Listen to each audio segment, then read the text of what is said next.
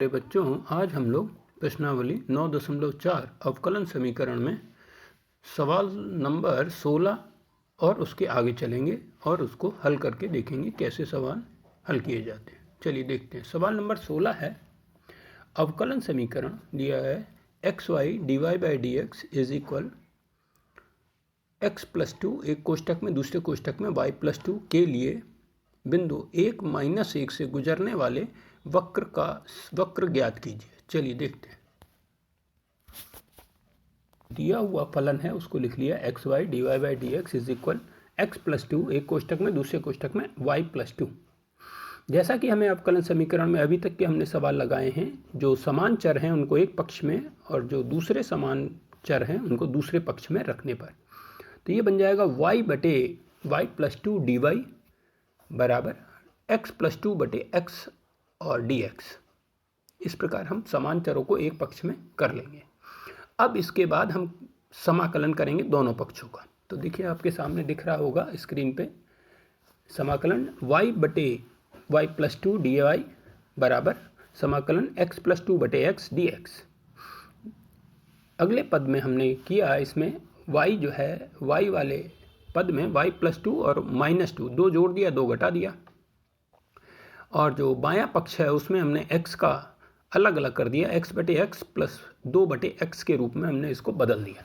अगले स्टेप में हमने जब हम इसको हल करेंगे तो ये आ जाएगा y+2 बटे करेंगे तो 1 आ जाएगा, तो समाकलन 1 dy -2 को हम कॉमन बाहर निकाल देंगे क्योंकि अचर पद है। समाकलन 1 बटे y+2 dy बराबर समाकलन 1 dx प्लस, क्योंकि x x कैंसिल हो जाएगा तो 1 dx बचा, प्लस 2 समाकलन 1 बटे x dx।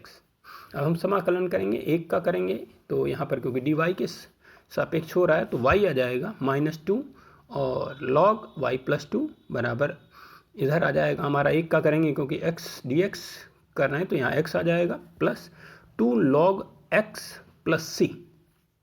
अब हम इसको आगे x को निष्पक्षांत कर लेंगे इस पक्ष में, तो y माइनस एक्स बराबर 2, इसको log y+2 को हमने इस पक्ष में कर दिया, तो और इधर भी 2 है log x के साथ तो 2 को कॉमन ले लिया, शेष भाग को हमने इधर है माइनस का इधर जाएगा तो प्लस का हो जाएगा, तो log y+2 plus log x को कोष्ठक में रख दिया प्लस c। ये हमारा समीकरण नंबर 1 बन गया। माना चूंकि यह वक्र 1 और -1 बिंदु से जाता है था x बराबर 1 और y बराबर -1 रखने पर, यदि x के स्थान पर 1 और y के स्थान पर -1 रखते हैं तो ये हो जाता है -1 बराबर 2 log -1 plus 2 plus log 1 plus c। हमें मालूम है यहाँ पर बच रहा है log 1 और log 1 का मान 0 होता है, दोनों जगह 0 हो जाएगा log में, और बाएं पक्ष में होगा -2 बराबर c क्या था, c बराबर -2 आ गया। अब ये c का मान समीकरण 1 में रखने पर y माइनस एक्स बराबर 2 log y+2 plus log x और प्लस c की जगह -2 रख देंगे।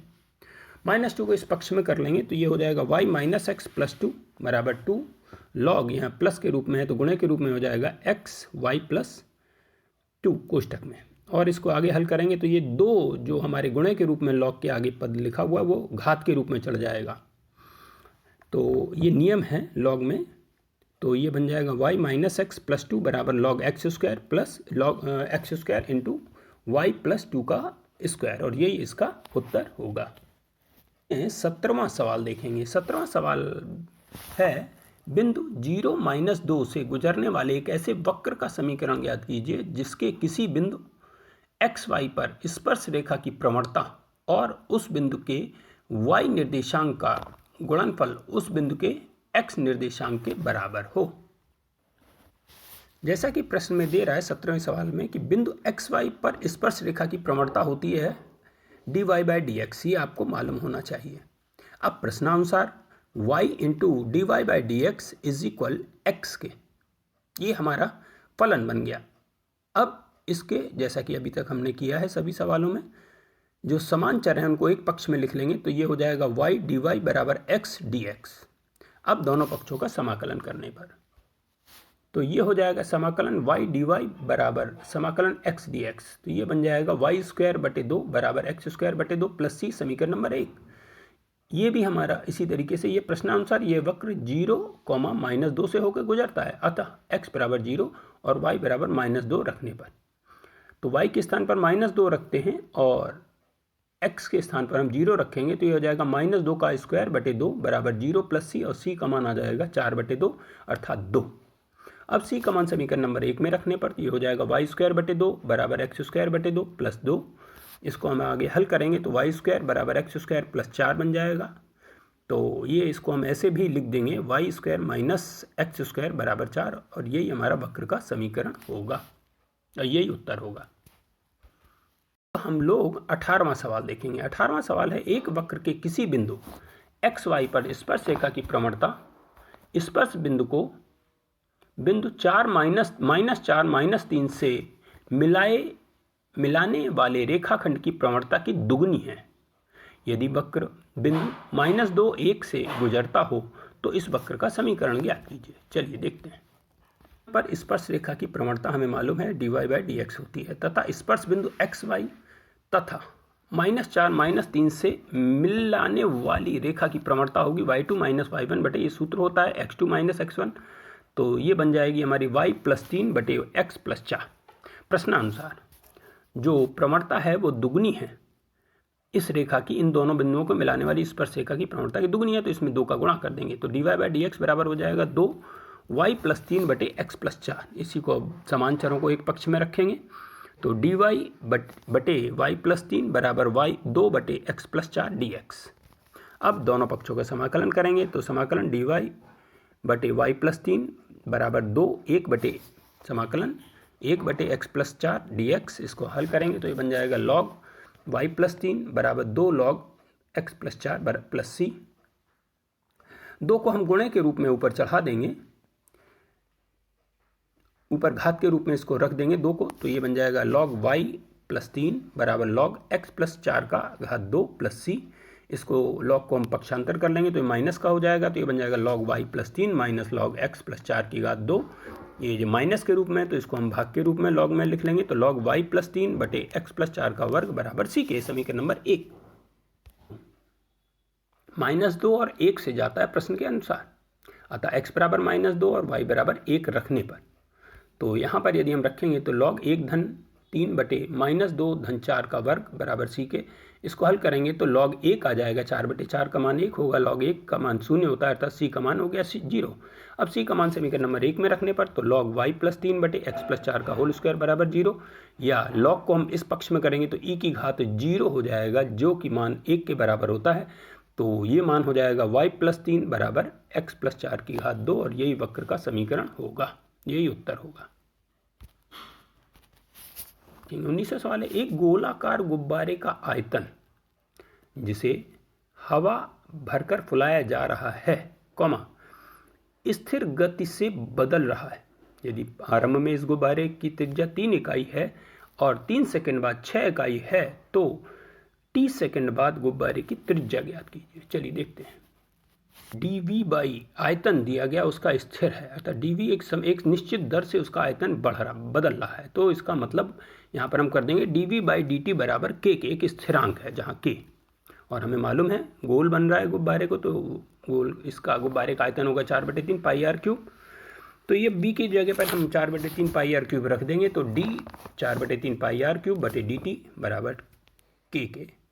जब इसका हम t के सापेक्ष अवकलन करेंगे तो 4/3 पाई और 3 इंटू r² dr/dt बराबर k। इसको 3 से 3 कैंसिल हो जाएगा, तो बचेगा हमारा 4 पाई r² dr/dt बराबर k। अब जो समान चर हैं उनको पृथक करेंगे, तो ये बन जाएगा 4 गुणे पाई गुणा r² dr बराबर k dt के, जहाँ k स्थिरांक है जैसा कि पहले लिखा है।